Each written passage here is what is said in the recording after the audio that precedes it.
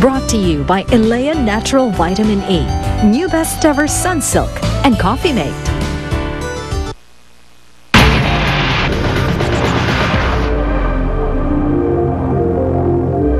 Joey Pepe Smith, emosyonal sa pagsagot sa isyong nag-uugnay sa kanila ng Karen de los Reyes. Hanggat humantong sa di inaasahang pangyayari.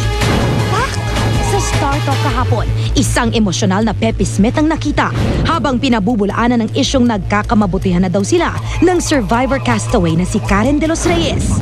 Sa puntong ito, naganap ang hindi inaasahang pangyayari. Aksidenteng natanggal ang pustiso ng rakistang si Pepe. May magandang pagkakaibigan, ha? Pagkakaibigan, hindi pagkakaibigan. Sorry.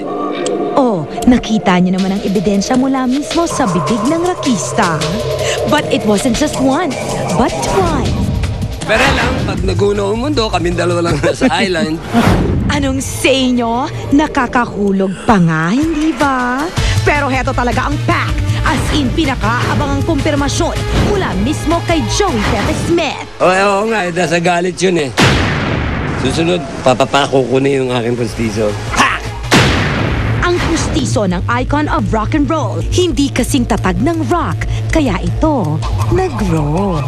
Baka naman kasi hindi careful sa kanyang words ng ating rakista, kaya ang pustiso'y umalagwa. Ito na nga kinakaba ko eh. Ng ano, wala namang ano to eh, masama na intention or what. Baka mapurnada to eh. At kaugnay, so word of mouth issue na sila nga ni Karen de los Reyes, the rock and roll icon, just gave a quick mouthful. Huwag kayo basa-basa naniniwala sa chismis hanggat di nyo nakita yung dalawang mata nyo.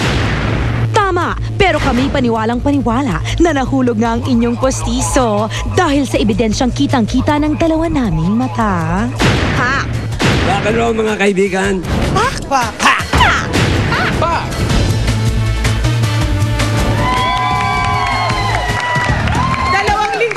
Sinusurpresa nitong news item na to. Talaga namang sila talaga ang love team of the year, yung kape. Alam mo, in fairness, Karen, ibang level ang ganda mo, girl, ha? Rock and roll. Ang ganda ni Karen, nakakalaglag na ng panga. yun na nga! Diba nakakatanggal pa ng peace of mind? Mismo! Well, welcome mga taga Showbiz Central to the people watching from their homes dito sa mga extreme addicts namin sa studio. Yes, and of course, all over the world via GMA Pinoy TV and GMA Live TV. Ngayon daw nakapanood tayo sa Europe. Wow! Good news! Yeah, sa lahat ng mga kapuso natin sa Europe, you can start subscribing to GMA Pinoy Live TV. Bonjour! Yes, Wow. diba?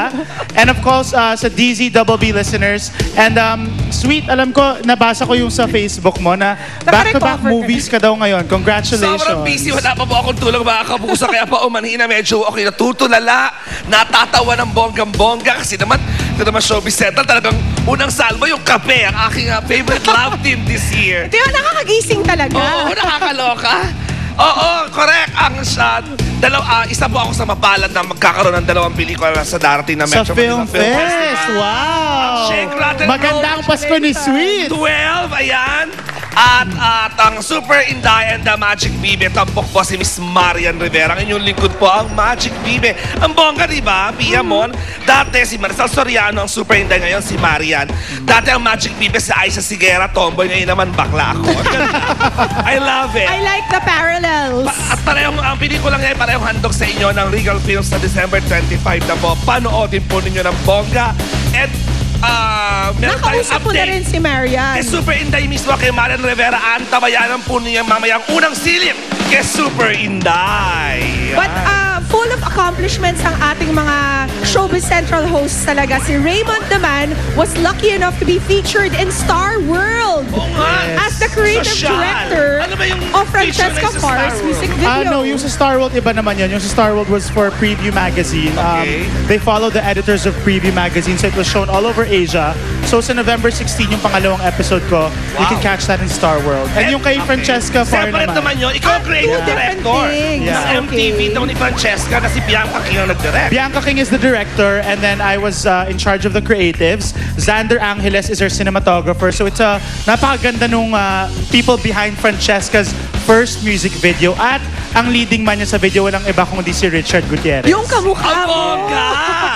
Ikaw meron ka mga accomplishments or balita sa amin ngayong linggo na to? Not much this week. Bilang Pero ito yung ikaw ang tabloid queen this month, ha? Congratulations. Do I get a medal for that? Or a bonus? Ibang leveling yun. Well, eto po, we also have the latest update on the Pinoy and apparent Pinoy and Liz relationship. So, Ang ikaw mo bilang best friend ni Liz Uy, kailangan i-update mo kami. Ano ba? Shota na ba ng presidente ng Pilipinas? Ang stylist niya na si Liz Uy. Mamaya po, I'm gonna say my piece about that because I mean I can't deny that I'm very close with Liz. I see her almost every day. So later you'll find out kung ano yung masasabi ko tungkol dyan. Okay, aba, talaga naman. Kayo mga kapuso, anong masasabi nyo? Join us sa Facebook. Ayan, ha? SC Space Message. Okay, sa text muna ito. SC Space Message. Padala sa 367 para sa Smart and Talk and Text.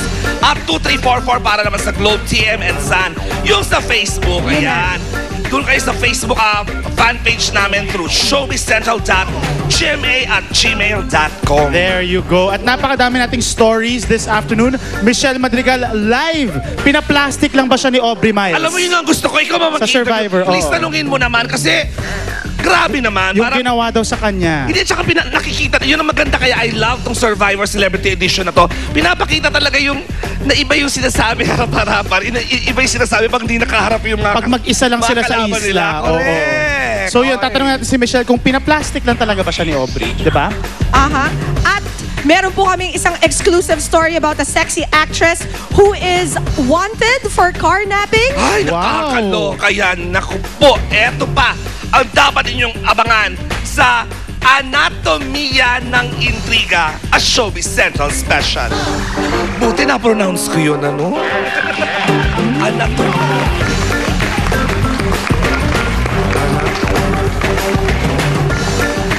Buksan ang inyong mga mata, silang muka ng intriga. Gamitin ang inyong tenga. Makinig sa mga sikretong ibubunyag. Mabubuo ngayong hapon, mula ulo hanggang paa. Ang Anatomya ng Intriga, a Showbiz Central Special Presentation. Survivor Castaway aming nagpa-opera para lalong tumambok ang puwet. Na ito na yung panahon ng siyensya. Kung gusto mong gumanda, titiisin mo siya, di ba? Mahirap sa simula. Masakit.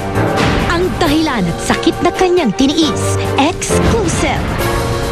Mainit ang ulo ni Michelle Madrigal. Sinisisi raw ng pinakahuling Survivor castaway si Aubrey Miles sa kanyang pagkaka-vote out. Ang pagsabog ni Michelle Madrigal. Live! Ito ang raw footage ng mainit na eksena ni Luis Alandi sa Beauty Queen.